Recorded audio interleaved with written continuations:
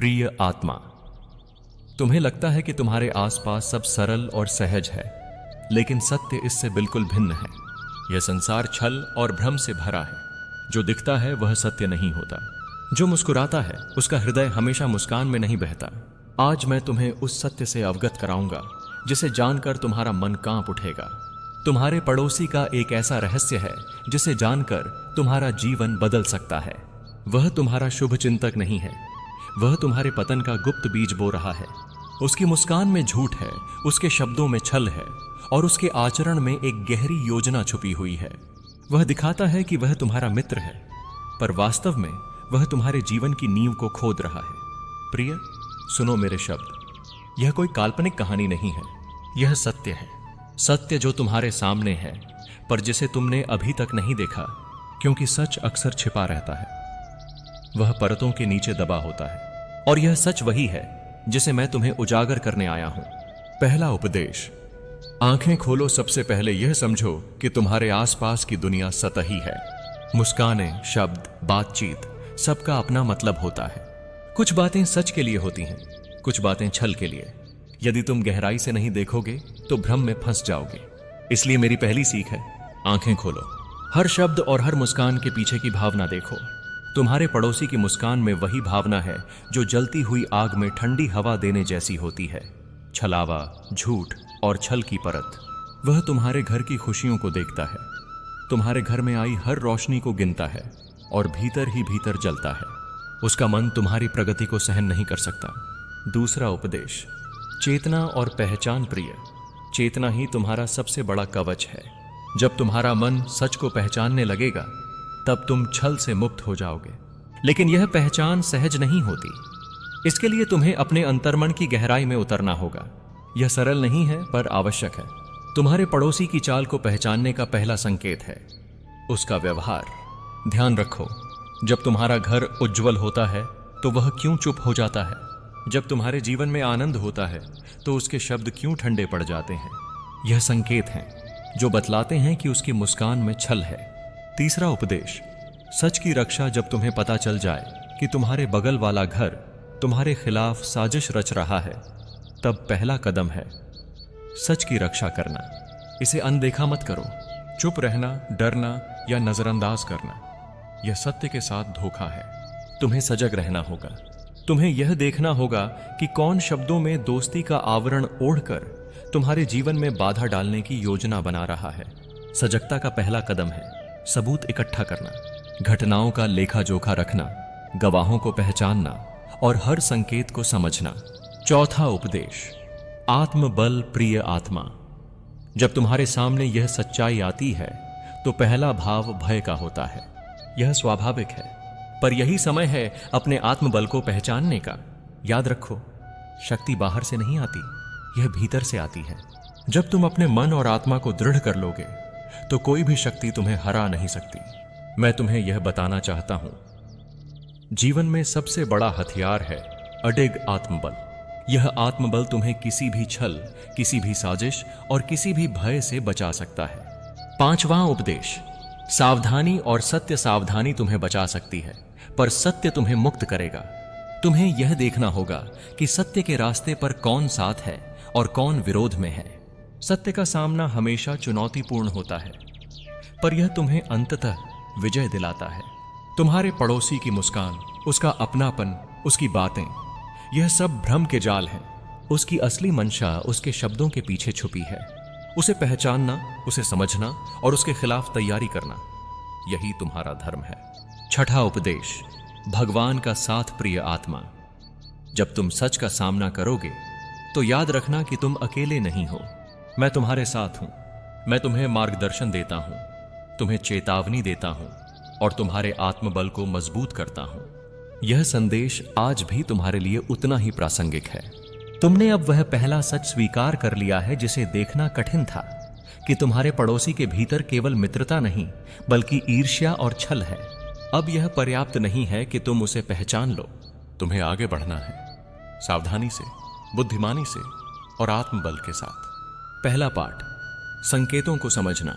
प्रिय, देखना केवल आंखों का काम नहीं है, यह हृदय और बुद्धि दोनों का काम है। तुम्हें उसके हर व्यवहार का विश्लेषण करना होगा। याद रखो, चालाक शत्रु सीधे नहीं हमला करता, वह अपने शब्दों में छुपा खेल खेलता है। उसके व्यवहार में ये संकेत हो सकते हैं। जब तुम खुश होते हो वह चुप हो जाता है, या अनायास मुस्कान में कटुता झलकती है। वह तुम्हारी उपलब्धियों पर कम प्रतिक्रिया देता है या उनकी उपेक्षा करता है। वह छोटी बातों को बढ़ाकर दूसरों को बताता है ताकि तुम्हारी प्रतिष्ठा पर प्रश्न उठे। वह तुम्हारे निजी मामलों में अनावश्यक रुचि दिखाता है और उनका उपयोग तुम्हारे खिलाफ करता है। इन संकेतों को पहचानना तुम्हारे लिए पहला कदम है। उसकी योजना को समझना और उसका सामना करने की तैयारी करना। दूसरा पाठ, योजना की पहचान। प्रिय, हर शत्रु की चाल में एक योजना होती है। तुम्हारे पड़ोसी की योजना भी साफ नहीं है, वह परतों में छुपी हुई है। उसका उद्देश्य है तुम्हारे जीवन में संकट लाना, तुम्हारी आत्मा की शांति तोड़ना और तुम्हें मानसिक या सामाजिक रूप से अस्थिर करना। तुम्हें यह समझना होगा कि उसकी योजना धीरे धीरे आकार लेती है। यह एक रात में नहीं होती, यह महीनों या वर्षों में पनपती है, छोटे छोटे कृत्यों के जरिए। यही कारण है कि सजग रहना आवश्यक है। तीसरा पाठ, सत्य की रक्षा की तैयारी। अब जब तुम समझ चुके हो कि तुम्हारे पड़ोसी के मन में ईर्ष्या का जहर है, तुम्हारा अगला कदम होना चाहिए यारी। यह तैयारी केवल बाहरी सुरक्षा तक सीमित नहीं है, यह तुम्हारे भीतर की सुरक्षा भी है। घटनाओं का रिकॉर्ड रखना, तारीख, समय, घटना, गवाह, अपने आसपास की परिस्थितियों को समझना। कौन व्यक्ति तुम्हारे साथ है, कौन दूरी बना रहा है। आवश्यक सबूत इकट्ठा करना, लिखित, डिजिटल या मौखिक। कानूनी या सामाजिक सहायता लेना, भरोसेमंद व्यक्ति या समूह का सहारा लेना। चौथा पाठ, संवाद की कला। प्रिय, मैं तुम्हें यह बताना चाहता हूं, संवाद केवल बोलने का नाम नहीं है, यह समझने और समझाने का नाम है। जब तुम्हें लगे कि कोई तुम्हारे खिलाफ योजना बना रहा है, तो पहली प्रतिक्रिया आक्रोश नहीं होनी चाहिए। सहानुभूति और स्पष्टता के साथ बात करो। संवाद में यह पूछना कि तुम ऐसा क्यों कर रहे हो, क्यों, या क्या मैं कुछ गलत कर रहा हूं, यह कई बार जाल को तोड़ देता है। पर ध्यान रहे, संवाद केवल तभी फलदायी होता है जब वह शांत और प्रामाणिक हो। पांचवां पाठ, मानसिक और आत्मिक सुरक्षा। प्रिय आत्मा, यह याद रखो, असली सुरक्षा बाहरी नहीं, आंतरिक होती है। तुम्हारे मन की स्थिति तुम्हारे जीवन की दिशा तय करती है। इसलिए प्रतिदिन साधना, प्रार्थना और ध्यान तुम्हें इस जाल से बचाने में सबसे बड़ा कवच है। मेरा यह संदेश तुम्हें याद दिलाने के लिए है, तुम्हारी आंतरिक शक्ति ही तुम्हें सच्चे संकट में बचाएगी। इसलिए रोज अपने मन को मजबूत करो, अपनी आत्मा को निर्मल रखो। छठा पाठ, मित्र और समुदाय का सहारा। तुम अकेले नहीं हो। प्रिय, अपने विश्वास पात्र मित्रों और परिवार को अपने अनुभव साझा करो। याद रखो, अकेला होना शत्रु के लिए अवसर है। सहयोग और जागरूकता से ही तुम उसकी साजिश को रोक सकते हो। लेकिन ध्यान रहे, विश्वास केवल उन्हीं में रखो जो सच्चाई समझते हैं। सातवां पाठ, सत्य की विजय। प्रिय आत्मा, सत्य हमेशा विजयी होता है, यह नियम अपरिवर्तनीय है। पर सत्य की विजय तभी संभव है जब तुम जागृत रहो, सजग रहो और अपने भीतर की शक्ति को पहचानो। तुम्हारे पड़ोसी की योजना चाहे कितनी भी गुप्त क्यों न हो, सत्य की रोशनी में उसका पर्दा टूट जाता है। और जब यह पर्दा टूटेगा, तब उसका सच सामने आएगा और उसकी साजिश अपने आप खत्म हो जाएगी।